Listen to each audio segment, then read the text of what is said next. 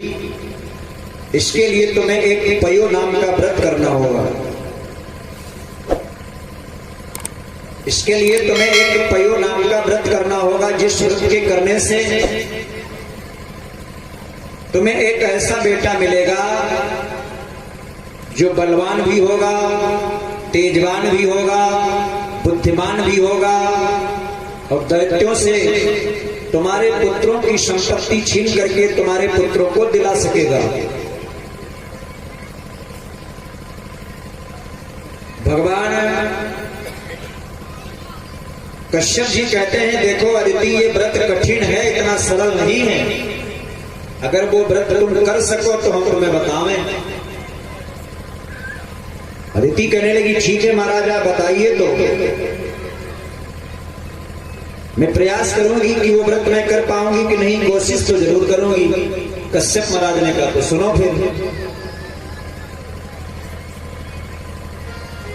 फाल्गुन श्यामले पक्षे द्वादशाः पयो व्रतः अर्चनेन्द्रविन्दाक्षं भक्त्या परं जान्वितः। ये व्रत फागुन महीने में किया जाता है। शुक्ल पक्ष की परिवा तिथि से लेकर के द्वादशी तक 12 दिन तक। अमावस्या के दिन यदि मिल सके तो सुअर की खोदी हुई मिट्टी से अर्पित पांडे 11 रुपए मंगल कामना। सुअर के द्वारा खोदी हुई मिट्टी माताएं शरीर में लेपन करके स्नान करें नदी में। उसके पश्चात में भगवान विष्णु का ध्यान करती हुई फाल्गुन महीने की शुक्ल पक्ष की परिवा से द्वादशी तक नित्य प्रति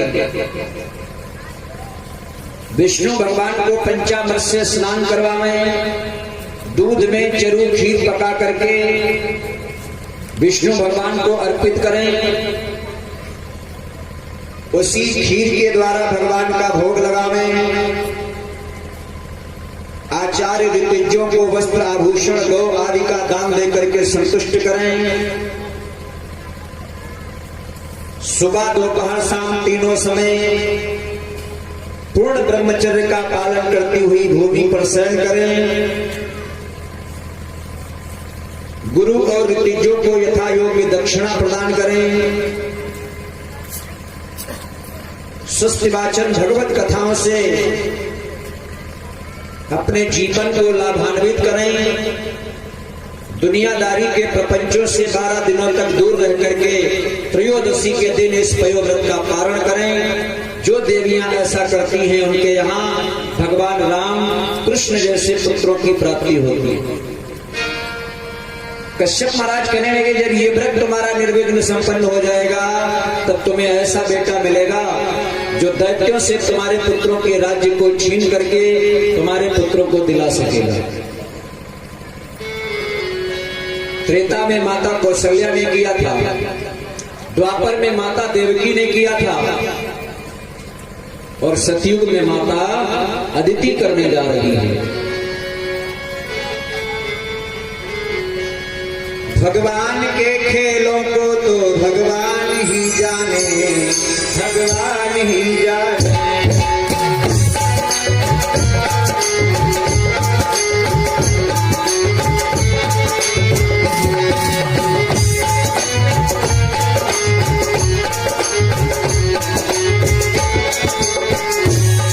भगवान के खेलों को भगवान ही जाने।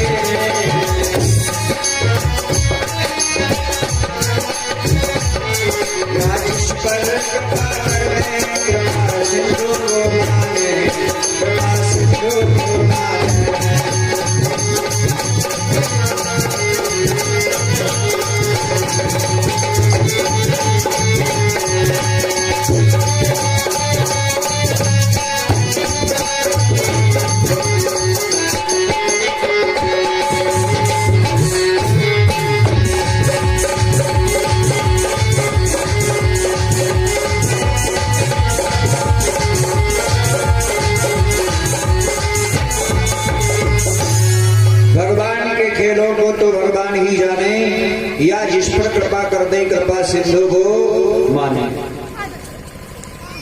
माता अदिति ने इस व्रत को किया 12 दिनों तक, त्रयोदशी के दिन इस व्रत का पारण किया। आज धीरे धीरे वो पावन समय आ गया जब स्वयं साक्षात परमात्मा महात्मा कश्यप की धर्मप्रिया अदिति के उदर में प्रवेश हो जाते हैं। भादव शुक्ल पक्ष का समय चल रहा है, द्वादशी तिथि है, अभिजीत नाम का मुहूर्त है, दोपहर के ठीक 12 बजने को है। श्रोणयाम श्रवण द्वादश्याम मुहूर्ते अभिजित प्रभु, सर्वे नक्षत्र ताराद्याश्च कुंजनमं दक्षिणम।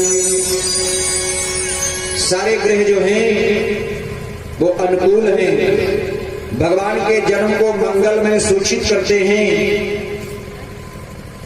जब दोपहर के ठीक 12 बजे तो माता अदिति के भवन में वामन भगवान पधारे।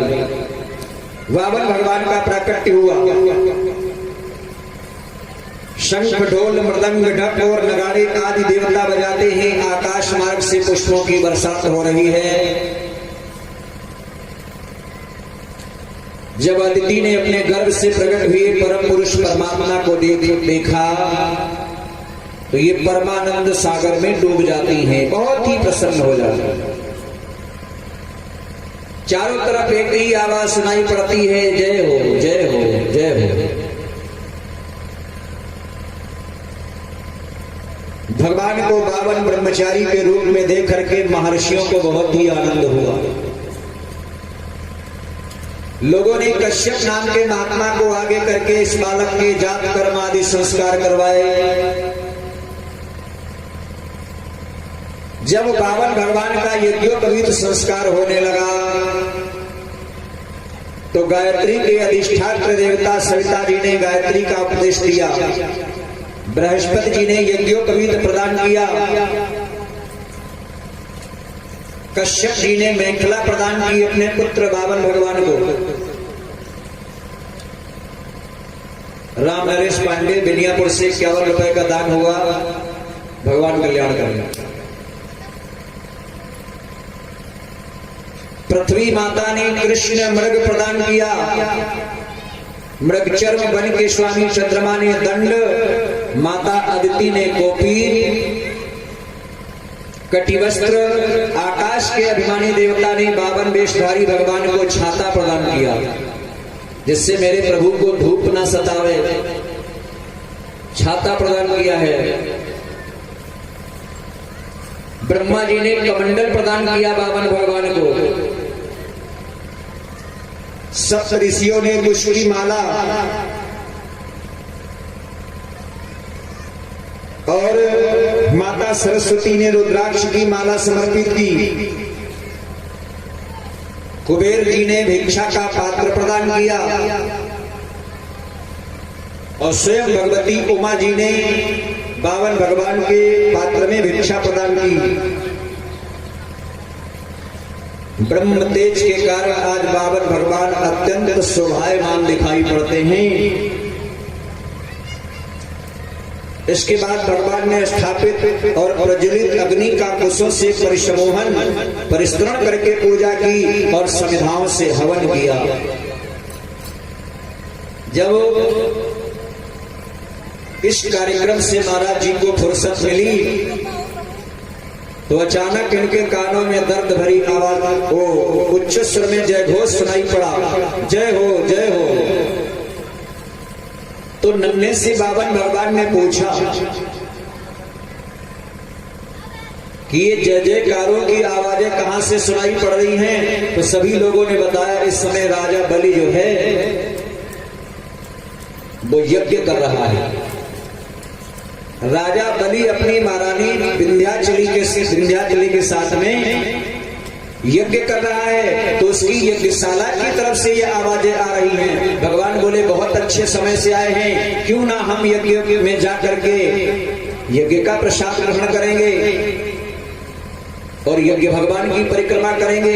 आज भगवान बटुक वेशधारी वहां से राजा बलि के यज्ञ के लिए प्रस्थान कर देते हैं।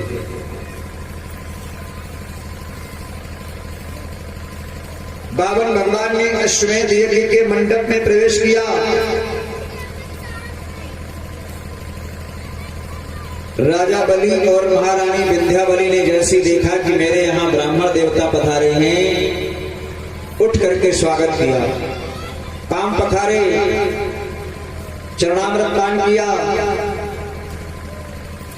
और बारंबार ब्राह्मण देवता को धन्यवाद देते हैं कि आज मेरे अहोभाग्य है जो मेरे इस यज्ञ भूमि में ब्राह्मण देवता का आगमन हुआ है। स्वागतम ते नमस्तुभ्यं ब्रह्मणिका करवामते ब्रह्मश्रीणाम तपा साक्षात् मन्ये तवावपुर्धरम्। आज्ञा कीजिए सरकार, हम आपकी क्या सेवा कर सकते हैं। राजा बलि ने हाथ जोड़ के बावन भगवान से कहा।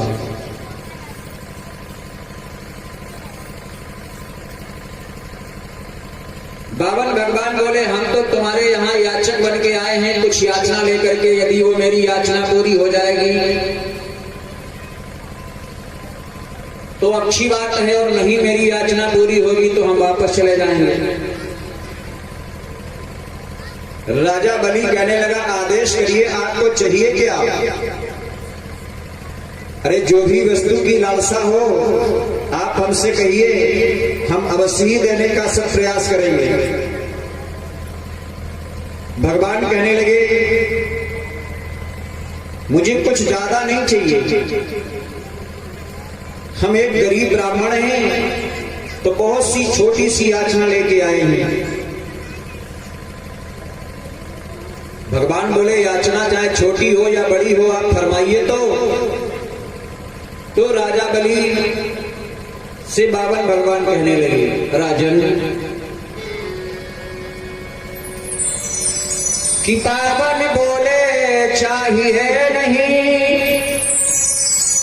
तेरी धन दौलत भूमि रकम,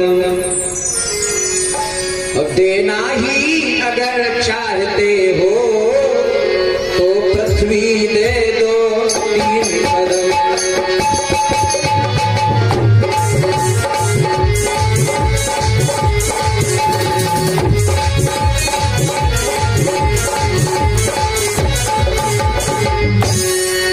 ठट्ठा मार करके खिलखिला करके राजा बलि हंसने लगा।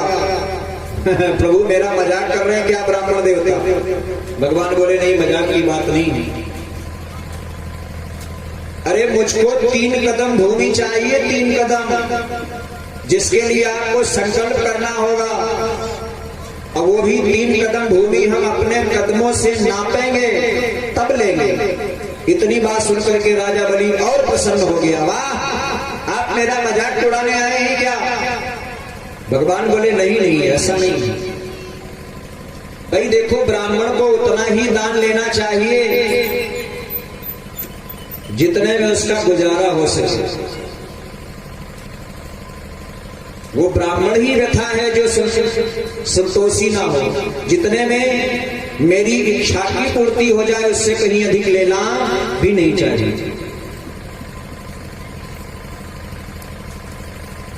ज्यादा नहीं चाहिए,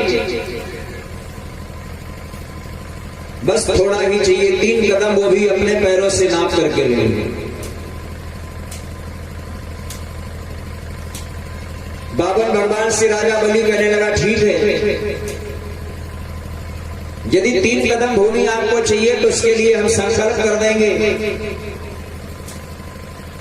शुक्राचार्य बाबा को जैसी पता चला कि हमारा शिष्य बेढंगी राह पे जा रहा है छलिया के कहने से,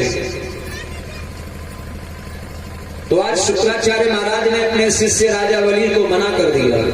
राजन, तुम्हें नहीं पता है कि ये कैसे छलिया है? ये विश्वात्मा भगवान एक पग में पृथ्वी और दूसरे पद में स्वर्ग को नाप लेंगे। ये बड़े मायावी हैं। सुखदेव जी राजा परीक्षित से कहते हैं कि राजन, जब संकल्प करने के लिए जलपात्र उठाया गया तो शुक्राचार्य बाबा की एक भी चाल नहीं चली, तो बाबा उस गड़वे की टोटी में समा गए जिससे जल नहीं गिरता है। आज भगवान कहते हैं कि आप जो ये दान करते हैं ये मन से नहीं कर रहे हैं क्या? राजा बलि कहने लगा, प्रभु मैं मन से कर रहा हूं, आज तक मेरे द्वार पर जो भी याचक आया है वो विमुख वापस ही नहीं गया। मैं जो भी करता हूं वो मन से करता हूं, किसी के दबाव में नहीं।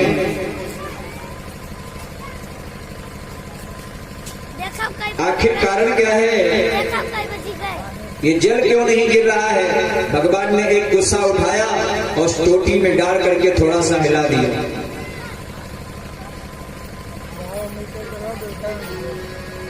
कि लीला में लीलाधर ने भी लीला की साख जोड़ डाली, और उसकी है सुंदर लोक चला, झटवाई आंख खोल डाली।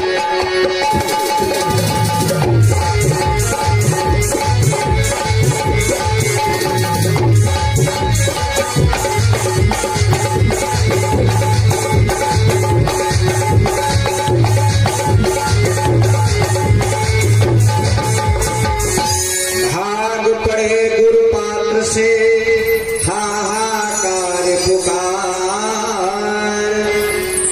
वामन जी करने लगे इधर मंत्रोच्चार।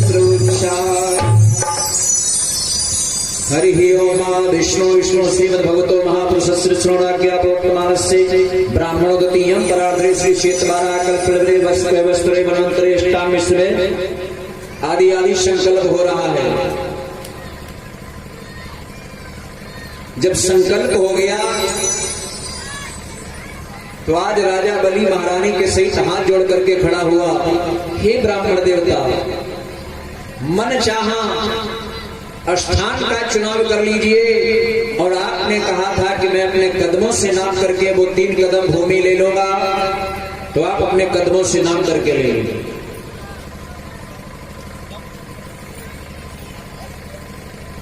जब नापने की बात आई तो भगवान विशाल आकार में आ गए, विराट स्वरूप में आ गए।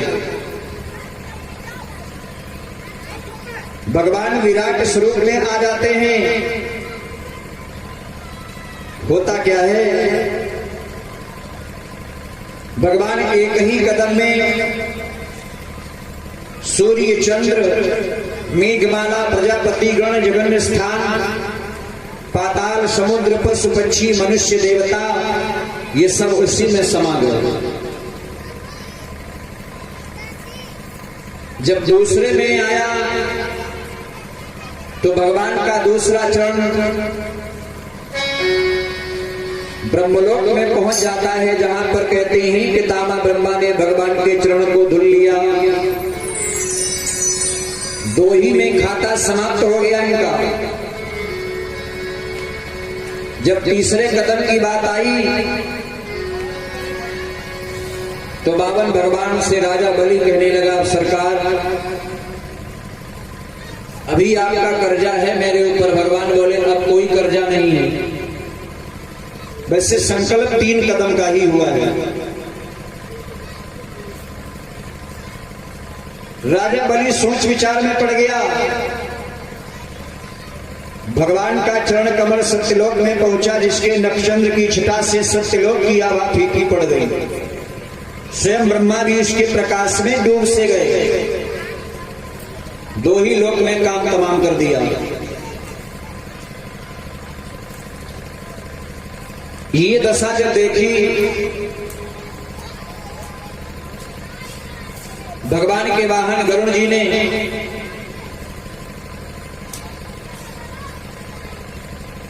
तो मन में विचार किया कि हमारे सरकार को 3 कदम भूमि देने का वचन दिया है और 2 ही कदम में इसका खाता खत्म हो गया। तो आज क्रोध में आकर के भगवान गरुड़ ने राजा बलि को बंदी बना लिया। राजा बलि को बंदी बना लिया। अब राजा बलि बंधा पड़ा हुआ है। आकाश मार्ग से इनके बाबा प्रहलाद ने देखा कि आज हमारा पोता बंधा पड़ा है, आखिर कारण क्या है। तो प्रहलाद जी दौड़ करके आए और कहने लगे, सरकार आखिर मेरे पुत्र से क्या अपराध हो गया जो आपने इसको बंदी बना लिया। भगवान बोले, अपराध कोई नहीं, तुम्हारे पौत्र ने हमको 3 कदम भूमि देने का संकल्प लिया था और 2 ही कदमों में मैंने सब कुछ नाप लिया है। अभी शेष 3रा कदम है। इसने कोई जवाब नहीं दिया। शिवनंदन शुक्ला जी 21 रुपए का दान कर रहे हैं, भगवान कल्याण करें। तो इन्होंने जब कोई जवाब नहीं दिया तो इतनी सी बात सुन करके मेरे वाहन गरुड़ ने इनको अपने पास में जकड़ दिया। बाकी मेरी तरफ से कोई विशेष कारण नहीं है प्रहलाद, तुम तो मेरे अनन्य भक्त हो। प्रहलाद जी कहते हैं, सरकार अगर आप बुरा ना माने तो आप हमारे पौत्र को बंधन से तो पहले मुक्त कर दीजिए। यदि मेरे पौत्र ने वो दान देने से मना किया होता तो इसकी गलती थी, क्योंकि ये दानी नहीं दानियों में श्रेष्ठ है, दान शिरोमणि है, ये मुझे पूरा विश्वास है। आपको जो भी वचन दिया है वो आपका वचन पूरा करेगा। भगवान के कहने से गरुड़ ने बंधन से मुक्त कर दिया। राजा बलि और महारानी दोनों बाबर भगवान के पैरों में गिर गए। सरकार ये बताइए, धन को बड़ा मानते हैं या धनी को। भगवान ने कहा, धन कहां से बड़ा होगा जब तक उस धन का संचय करने वाला नहीं होगा, धनी बड़ा होता है। तो बोले, यदि आप धनी बड़ा मानते हैं तो आप मेरे पैरों से लेकर के चोटी तक पूरे शरीर को ही नाप लीजिए, जो आपका कर्जा मेरे ऊपर रह गया है 1 कदम का। भगवान बोले, राजन अब हमको कुछ नहीं चाहिए, अब हमको कुछ नहीं चाहिए और तुम्हारे ऊपर कोई हमारा कर्जा भी नहीं है। हमने 2 ही कदमों में सब कुछ ले लिया है। हम तो भाव के भूखे हैं, हम तो भाव के भूखे हैं, हमें कुछ नहीं चाहिए। राजन, राजा बलि कहने लगा, नहीं सरकार, आप हमें ऋणिया बना के क्यों जाना चाहते हैं, हम आपके ऋणी रह जाएंगे। बाबा भगवान बोले, कोई ऋण नहीं है। जब मैंने कह दिया कि हमारा आपके ऊपर कोई भी कर्जा है, लेकिन मैं 2 कदम में ही संतुष्ट हो गया हूं, अब मुझे 3रा नहीं चाहिए। राजन, आज मैं तुम्हारी इस भाव भरी भक्ति से अत्यधिक प्रसन्न हूं। अब तुम्हारी जो भी इच्छा हो वो तुम हमसे मांग सकते हो। प्रहलाद जी पास में खड़े हैं, अपने पोता की शाबाशी को देखने के लिए अति प्रसन्न हैं कि देखें अंतिम चरण में मेरे पौत्र का क्या निर्णय होगा प्रभु के सामने। भगवान बार बार कहते हैं, हे राजन, तेरी जो भी इच्छा हो वो हमसे मांग लो।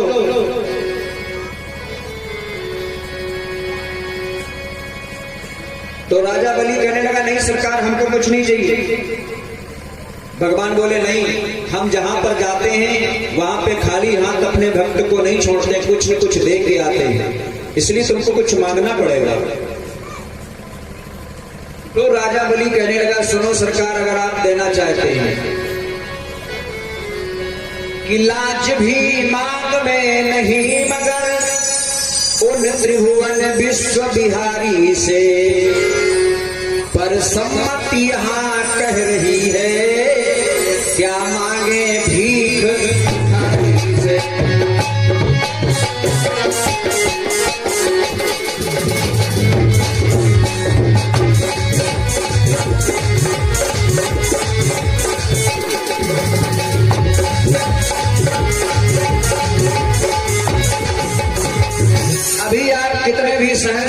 क्यों न बन जाए, लेकिन हमारी नजरों में अब भी आप भिखारी हैं। इस समय हम दाता हैं और आप भिखारी हैं। वैसे आप सारे संसार के दाता हैं, सारा संसार आपके लिए भिखारी है। दाता एक राम, भिखारी सारी दुनिया, दाता एक राम।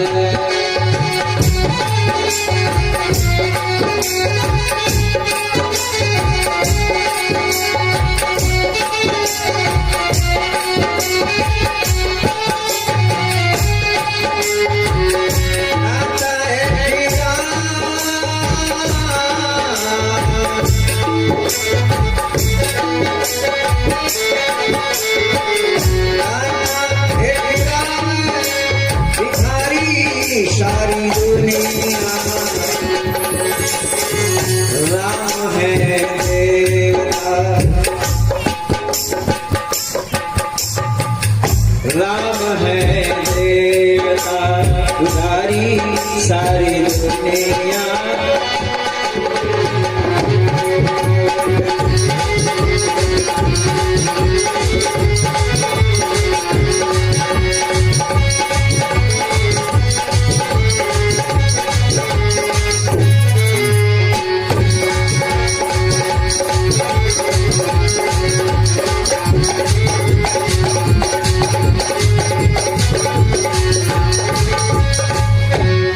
राजा बलि कहने लगा, सरकार मुझे कुछ नहीं चाहिए, मैं कुछ भी नहीं मांगूंगा। भगवान बोले तो हम बिना मांगे देंगे। राजा बलि कहने लगा, अगर बिना मांगे आप दे देंगे तो कोई हमको दिक्कत नहीं, लेकिन ये जुबान खोल के राजा बलि आपसे नहीं मांगेगा। भगवान बोले तो सुनो, वैसे ये चाहता था कि हमें स्वर्ग का राज्य मिल जाए, इसीलिए यज्ञ करता था, अनुष्ठान करता था। ये इसका अंतिम यज्ञ चल रहा था। यदि ये यज्ञ पूरा हो जाता तो ये हकीकत थी कि देवताओं के राजा इंद्र की पदवी इंद्र बलि को ही मिल जाती।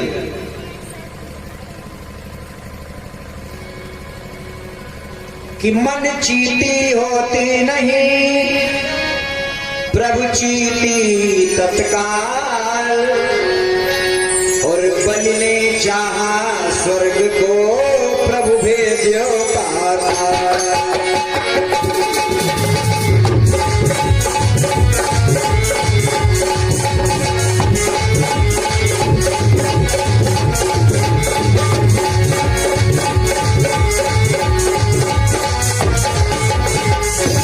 ये चाहता था कि हम स्वर्ग के अधिकारी बने, स्वर्ग के राजा बने, लेकिन भगवान ने, उसने मांगा तो कुछ है नहीं, भगवान ने बिना मांगे इसे शुतल लोक का राज्य प्रदान कर दिया। प्रहलाद से कहा, इनके साथ में तुम भी जाओ, अपने पोता के साथ में शुतल लोक में राज्य संभालो जाकर के। वत्सम प्रहलादम भद्रम ते प्रयाहि सुतलालयम, मोद मानम सुपौत्रेण ज्ञाति ना सुख मावा। प्रहलाद से कहा, जाओ तुम अपने पौत्र बलि और पौत्र पत्नी विंध्यावली के साथ में शुतलोक में निवास करो जाके। नित्यम दृष्टासि तत्र गदा पाणिमवस्थितम्, मददर्शनम प्रहलादस्य कर्माणि बंधनम्। वहां तुम मुझे नित्य ही गदा हाथ में लिए खड़ा देखोगे, और मेरे दर्शन के परमानंद से मग्न रहने के कारण तुम्हारे सारे कर्म रूपी बंधन कट जाएंगे। ये मेरा आशीर्वाद है, ये मेरा आशीर्वाद है। भगवान ने प्रहलाद और बलि को ऐसा आशीर्वाद दिया। सुखदेव जी राजा परीक्षित से कहते हैं, राजन इस प्रकार राजा बलि का इस धराधाम पर दानियों में श्रेष्ठ नाम हुआ है, और माता अदिति के मन की कामना पूर्ति के लिए जो भगवान का 52 अवतार हुआ है, भगवान ने उस अवतार को भी सिद्ध कर दिया। क्योंकि देवताओं का राज्य छिन गया था, भगवान के आने का मुख्य प्रयोजन यही था कि माता अदिति के पुत्र देवता और मेरे भाइयों का खोया हुआ राज्य वापस मिल जाए। बस समझ लीजिए कि हमारे सुराधाम पर आने का उद्देश्य पूरा हो गया। और हमें क्या चाहिए? बलि से पृथ्वी की भिक्षा मांगकर अपने बड़े भाई इंद्र को स्वर्ग का राज्य प्रदान किया, जिसे उनके शत्रु दैत्यों ने छीन लिया था। इधर प्रजापतियों के स्वामी ब्रह्मा जी ने देवर्षि पितृ मनु दक्ष भृगु अंगिरा सनत कुमार शंकर जी के साथ कश्यप एवं अदिति की प्रसन्नता के लिए 52 भगवान का लोकपालों के स्वामी के पद पर अभिषेक कर दिया। प्रेम से बोलिए 52 भगवान की। इस प्रकार से भगवान ने राजा बलि और 52 भगवान की ख्याति के बारे में बताया। इससे आगे एक और छोटी सी चर्चा सुनाई है, अष्टम स्कंद की अंतिम चर्चा। अष्टम स्कंद की अंतिम चर्चा छोटी सी सुनाई है कि एक विवस्वान सूर्य के पुत्र श्राद्ध देव के नाम से विख्यात हुए और उन्हीं के पुत्र हुए हैं जिनका नाम है राजा सत्यव्रत। एक बार वो कृतमाला नदी में जल से तर्पण कर रहे थे और जल में तर्पण कर रहे थे तो अचानक जो अंजलि में जल आया उसमें एक छोटी सी मछली आ गई। जो मछली मनुष्य जैसी आवाज में बोलती है, जो मछली मनुष्य जैसी आवाज में बोलती है, आज राजा की अंजलि में आने के बाद में वो मछली राजा से कहने लगी, राजन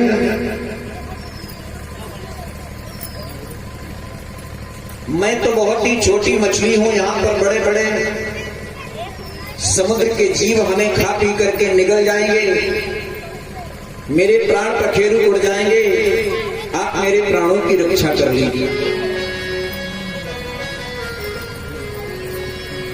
कि राजन मैं छोटी मछली हूं, मुझको जलचर खा जाए।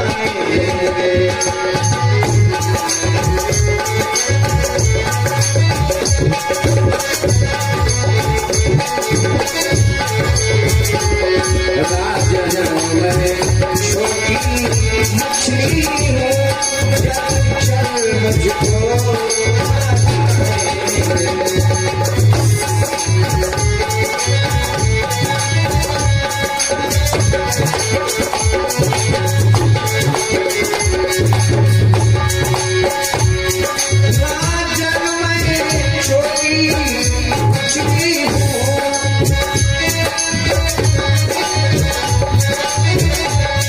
जलचर मुझको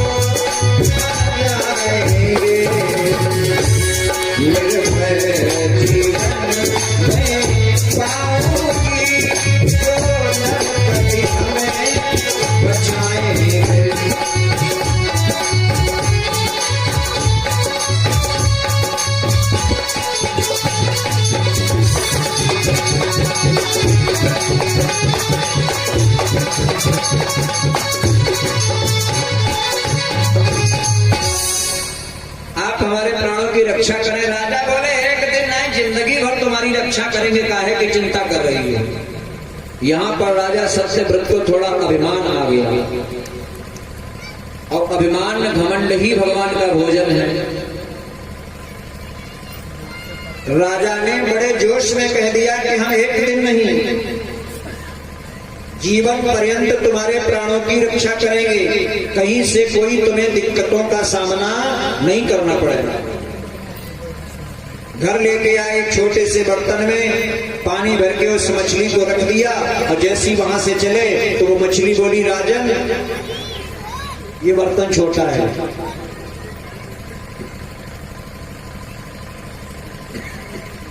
ये बर्तन छोटा है, मेरा आकार बड़ा है, मैं इसमें नहीं रह पाऊंगी। उससे और बड़े बर्तन में रख दिया और रख करके जैसी चले तो फिर मछली बोल रही है, ये भी बर्तन छोटा है, मेरा शरीर इसमें नहीं आ पाएगा। उससे भी बड़ा, उससे भी बड़ा और उससे भी बड़ा एक सरोवर में डाला, छोटी सी नदी में डाला और जैसे वहां से चलते हैं तो मछली पुनः कहती है, राजन मेरा शरीर यहाँ पे नहीं आ रहा है, मुझे बहुत ही कष्ट है, कोई दूसरी व्यवस्था करो, कोई दूसरी व्यवस्था करो। अब तो राजा परेशान हो गए, इतना तबाह हो गया कि मछली है कि कोई तूफान, जरा से समय में इसका इतना विशाल आकार, बहुत ही परेशान हो गए। नभ ने चकरा कर उसी समय रख दिया उठाकर,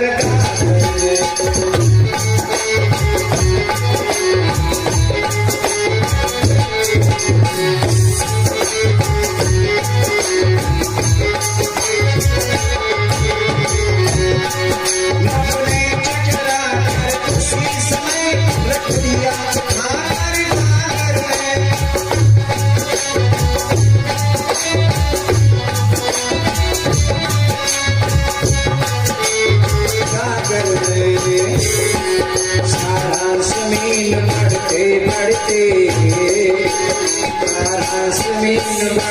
बढ़ते पहुंची गाकर से सागर,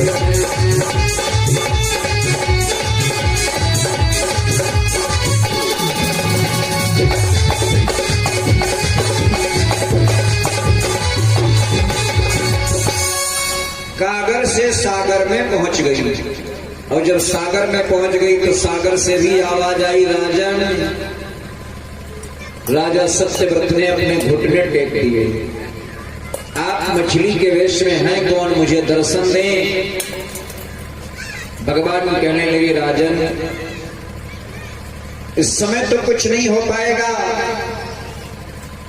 क्योंकि तुम्हें बहुत ही एक घमंड था। तुमने मुझसे क्या कहा था जब अंजलि में मैं आई थी कि मैं जीवन भर तुम्हारी रक्षा करूंगा, जीवन भर तुम्हारा पालन पोषण करूंगा। तू पाल किसी को सकता है ये झूठा तेरा दावा है, तू पाल किसी को सकता है ये झूठा तेरा दावा है, पालन पोषण मारण करना यह केवल मेरी इच्छा है। ये मैं ही कर सकता हूं, लेकिन तूने झूठ ये मिथ्या भाषण किया है घमंड में, अभिमान में कि मैं जीवन भर तेरी रक्षा करूंगा।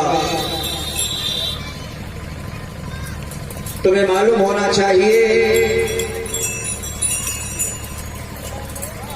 राजन, तू खूब जानता है मैं केवल भक्ति बिहारी हूं। राजन तू खूब जानता है मैं केवल भक्ति बिहारी हूं, लेकिन इसके ही साथ साथ जग जाहिर गर्वाहारी हूं। जब किसी के दिल में घमंड गर्व अभिमान बढ़ जाता है तो मैं पहले उसी का पान कर जाता हूं। देव ऋषि नारद के दिल में घमंड बढ़ा कि मैंने कामदेव के ऊपर विजय प्राप्त कर ली, तो मैंने उनके घमंड को चूर चूर कर दिया। मैंने उनके घमंड को चूर चूर कर दिया था। भगवान का ये भोजन है कि किसी के दिल में अगर अभिमान का अंकुरण हो जाता है तो भगवान उसका पहले ही पान कर जाते हैं।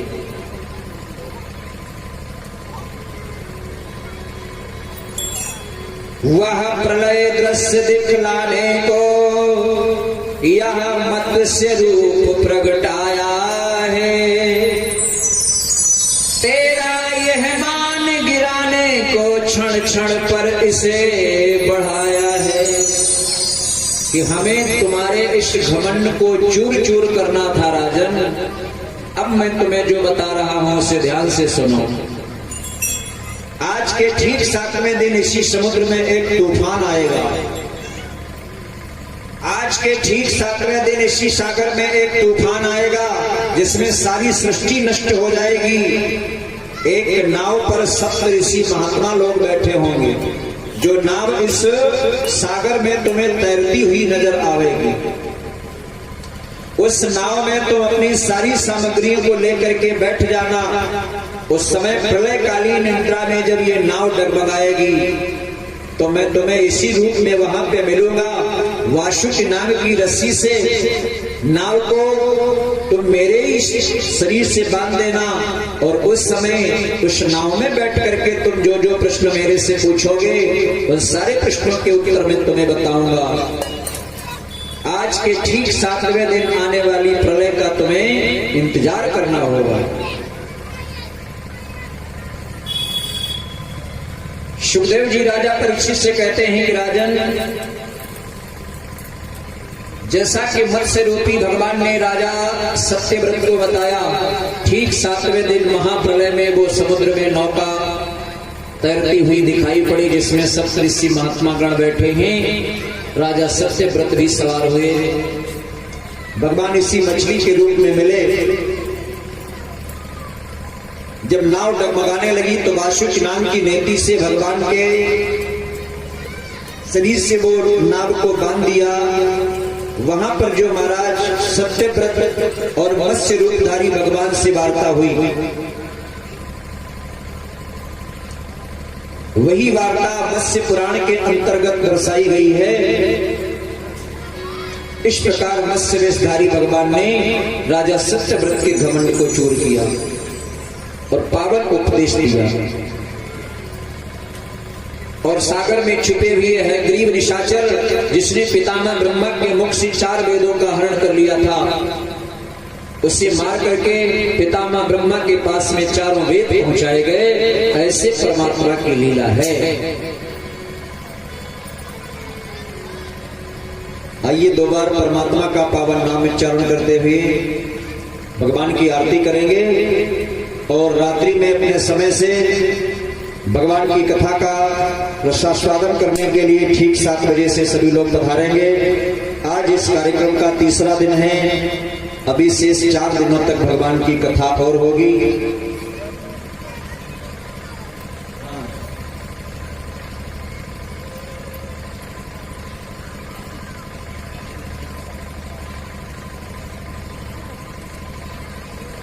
बोलिए सच्चे दरबार की।